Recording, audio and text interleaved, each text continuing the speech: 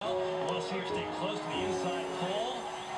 We'll have to watch her split as she comes through gate 17 into the difficult 18-19 combination. And 9/10 of a second up on Fox. And again, the issues that Fox had at the bottom, as long as Fair can hold this together, she could have a great shot at a medal.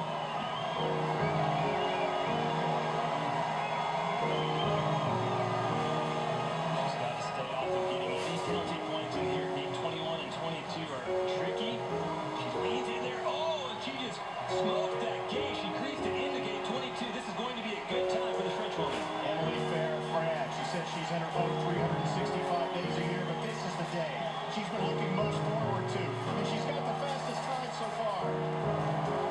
Emily Fair, 1:05.90. A clean run, no penalties.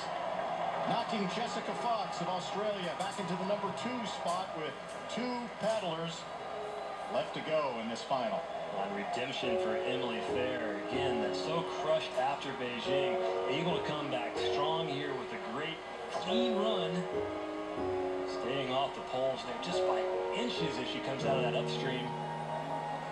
It's that face full of water there. So tired at the bottom of the course, but able to push it. And the way she did that last upstream, that was the difference between her and Jess Fox.